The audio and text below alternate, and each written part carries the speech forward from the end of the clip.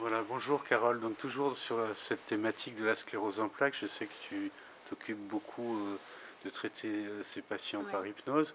Mm. Je voudrais savoir un petit peu comment tu t'y prends et Mm. quels résultats tu obtiens et de Ouais. quelle façon. Voilà. Bon, merci.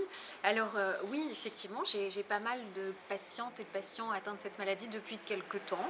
Voilà, le hasard de la vie, des rencontres. Mais alors comment je fais? Donc il faut pas énormément de séances, mais on part sur 3 à 4 séances, d'accord?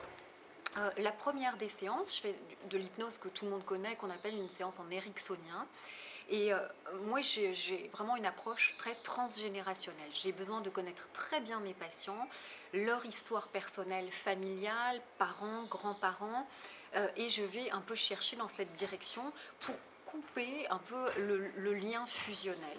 J'ai aussi une approche, on dira, c'est des mots quantiques, en tout cas on va faire un nettoyage des cellules, un nettoyage des mémoires erronées qui causent les maladies en fait.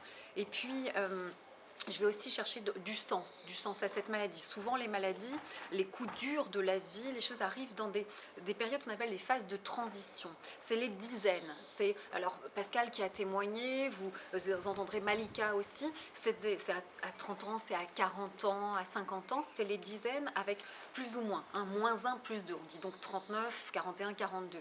Donc ces choses-là arrivent à des âges très précis et c'est pas pour rien aussi. Il y a du sens, il y a des leçons à en tirer pour grandir, pour sortir, changer, évoluer, et ça revient plus jamais.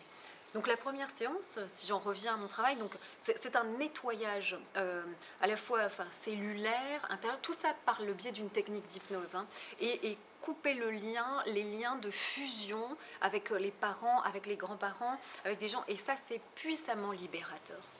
Alors après, j'ai une autre approche de l'hypnose qu'on appelle une hypnose humaniste, universelle, qui est assez spirituelle. Et là, on travaille sur la symbolique, mais cette symbolique qu'on va chercher, elle est très puissante. On va chercher le symbole de la maladie. Et ce symbole, on va le changer, le nettoyer, le transformer, le bonifier, l'embellir, comme vous voulez. En tout cas, on va le rendre acceptable. Voilà. Et ça, c'est voilà, dans un travail, on va dire, symbolique et très, très beau. Et puis ensuite, j'ai une troisième séance qui déménage, qui est très. Mais ça, ce sont des outils de PNL purs, très puissants. Et j'utilise, alors ça s'appelle la méthode SCORE, ça s'appelle les niveaux logiques de Robert Dilts. Alors ça parlera aux ceux qui maîtrisent la PNL, moins aux autres, mais en fait, concrètement, c'est qu'on va faire un travail de. On va aller chercher la cause du symptôme, la cause du problème, etc. Donc il y a toute une démarche de réflexion. Et puis surtout, c'est qu'après avoir eu cette démarche de réflexion intérieure sur les origines, sur la causalité, etc., je vais travailler sur la guérison pure.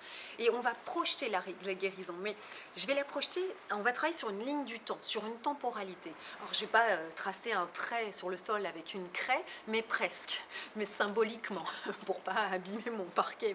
Mais voyez, on va dessiner une ligne du temps imaginaire, et je vais demander donc l'objectif du patient. Son objectif, généralement, quand il vient me voir, c'est qu'il veut du changement, c'est qu'il veut guérir, aller bien, être dans la vie. Et donc, ok, donc c'est je guéris. Ok, et quand en fait? Quand? La temporalité. Je guéris quand? Alors il va vous dire à la fin de l'été, début septembre, fin de l'année. Ok, il va vous donner, dater cette guérison. Et cette guérison, vous allez lui demander, mais c'est où? Elle est où? Alors c'est vrai que les gens, c'est quand, c'est où? C'est où sur cette ligne du temps imaginaire? Là, c'est ici et maintenant. Ok, c'est ici et maintenant, ils sont chez moi en séance. Ils veulent guérir pour quand? Ok, et c'est où ce quand? Cette date qu'ils m'ont donnée. Donc physiquement, dans l'espace, en marchant ou en mettant une chaise, on va aller pile à l'endroit désigné par eux. Donc ça va être début septembre par exemple. Et à partir de là, on va parler, on va être début septembre. Début septembre, je suis guérie.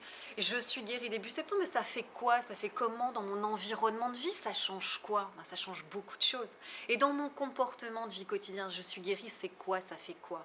Et ça fait quoi au niveau des valeurs? Quelles valeurs ça vient bouger? Ça a sollicité, je suis guérie. Et comme ça, je monte. Et au niveau de mon identité, de mon être profond, ça fait quoi? Je suis guérie.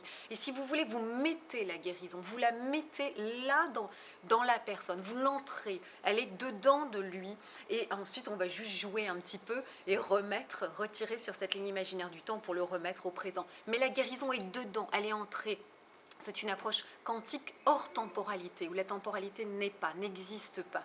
Et ça, je peux vous assurer que ouais, c'est fabuleux, c'est miraculeux. Voilà, est-ce que j'espère être claire pour vous tous, en tout cas. Est-ce que ça a répondu à votre question, Paul? Oui, merci Carole pour ces renseignements et cette très belle illustration. Merci.